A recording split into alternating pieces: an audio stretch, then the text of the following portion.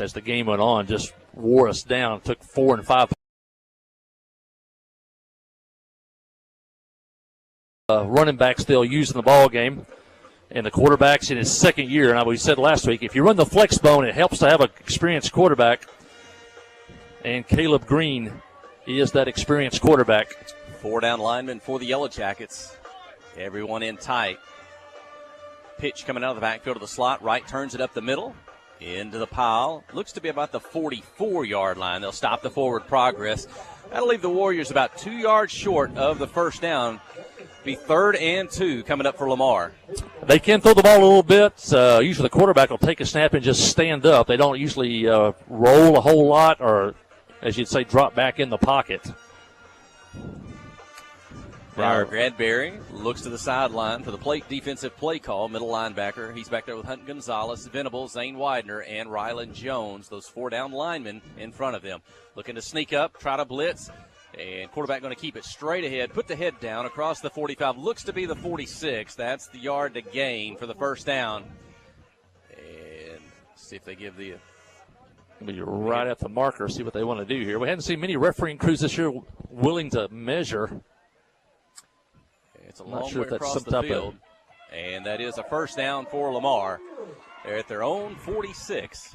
Not sure if that's a directive maybe from the AAA trying to speed the games up, but we haven't seen a measurement all year, I don't believe.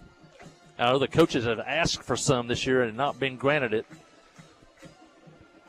We're looking right down the line of scrimmage from our view here in the home side press box. The snap, the give, moving right to left, tries to turn it up, and there Whitfield comes into play. You try to make that cut. That left ankle went out from under the feet of the ball carrier. That's that's Levi Horn, and he will lose a yard. Didn't get back to the line of scrimmage. Now Pottsville is heading in the direction of the field that is the most wet. It's drained, if you're watching on TV, or if you're looking at your radio, from right to left. The right end of the field is high, fairly dry. The left end, as they get closer to the goal line, is more and more wet with some standing water. 5 down linemen for the Yellow Jackets. 5 linebackers behind them. Fake the pitch, wants to pass. First of the night, going to be chased by Dawson Burgess. Long way to the right sideline. Is going to throw it up out of bounds. There is nobody there. That should be an intentional grounding. Quarterback maybe thinking right. He's 10 yards behind the line of scrimmage being chased by Burgess. Throw it out of bounds, but there's no receiver in the area. So that should be intentional grounding. Official on the near side, on our side of the field, called it, but he did have a really good view of that. We had a good look at it, too. There was nobody down there at about the 40-yard line other than Coach Wilson.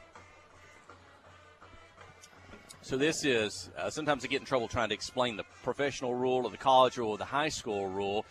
Sometimes you can be out of the tackle box, you can throw it out of bounds, not take the loss in yardage, go back to the original line of scrimmage. But what in high school, even though he's out of the tackle box, he's near the sideline, if you throw it away intentionally with no intended receiver.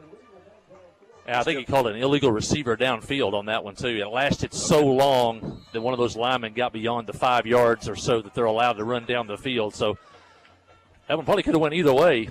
If you have the intentional grounding called there, then you have a loss of down. They only lose 5 yards here and still keep the down. Still second down. Second down and 16 for the Warriors. They'll reset here. 3 backs behind the quarterback. Fake the pitch, hand it off, turn it up inside. Hit hard by Zane Widener at the 41-yard line. A pickup of only a yard. 3rd and 15 coming up on the first tackle of the night by the senior, Zane Widener. Yeah, kind of a trap play that we use all the time. And Widener knew exactly what was happening, and he met the running back in the hole and drove him to the ground, and it'll be 3rd down and long. See if Pottsville, what they want to do, or not Pottsville, Lamar, what they want to do here, kind of play it safe on a wet field and punt it, or try to put the ball in the air. Jackets going with 4 down linemen this week. They worked a lot of that and a lot of pass coverage this week, especially on Wednesday afternoon. A wide receiver to the right. They want to throw it. Going to heave down the field. Single coverage. Oh, a layout dive at the 20. One hand. Might have got a hand on the ball, but couldn't pull it in. It falls incomplete. 4th down. It looks like the Warriors going to swap teams, and they're going to come out for the punt. They'll be kicking from their own 41-yard line. Pretty good throw by Green, as you said. He this basically stands up, takes one step and throws it.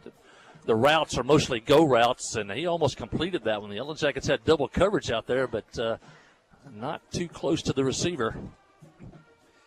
The punt the kick. Good kick down the field. Ryland Jones back Finn. He's going to have to let this one hit the turf. It will roll to a stop at the 9-yard line.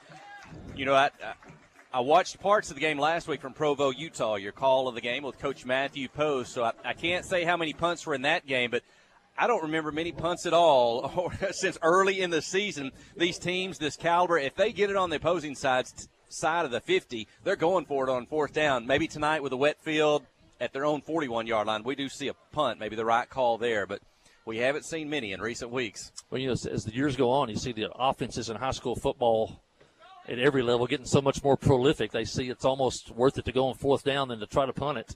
They give us to Widener out of the slot right to left. He had tacklers approaching. Looks like he slid down as he got to the sideline. It's going to be positive yardage, though.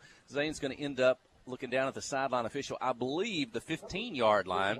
So that's about a 6-yard pickup, bring up second down for the Yellow Jackets. Yeah, with a dry field, he would have had much more there. That is the worst part of the field. There is standing water down on that end of the field. And as you get closer to the sideline, it slopes pretty good, the crown on this field. Closer to the sideline, the wetter it is. Far hash. I think that's Widener gets it again away from our broadcast position, but this time he's into the pile on the left side.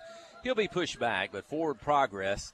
Let's see. I see one official up at about the 18. It's going to be a short gain, 2 or 3. I think going to leave the Yellow Jackets with 3rd and 1 at their own 15-yard line. You want to get a first down here. You want to get 17. out of the hole. You don't have to punt out of the end zone here. So it's a big 3rd down and 1, even though it's in the first quarter. Liam Hudson in.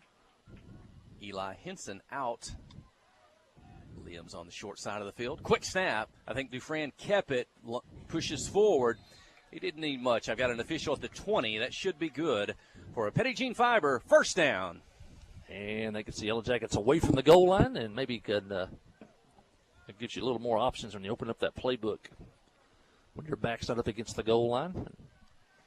Play clock at 26. I would say I've got a beautiful field here at Lamar. We're in week 9. We have seen some fields in week 9 in our 7 years that are pretty rough. But this one, I'll go finish that in a moment. Dufresne understand the pitch is the Widener out of the slot, left to right, turns it up, spins, breaks through one tackle, and it'll take 3 tacklers. Finally, the third one's able to hang on long enough to get Zane to the ground. He'll go at the 27, a pickup of about 7, but just to finish that thought, there's just a little bit of yellowing on the middle of their field, but they've got a nice grass surface here. But for the rain, it'd probably be perfect conditions on this field tonight. Hey, we have got to this point in the year when the fields have already turned brown. We haven't, as I tell people, it looks like fall, feels like summer.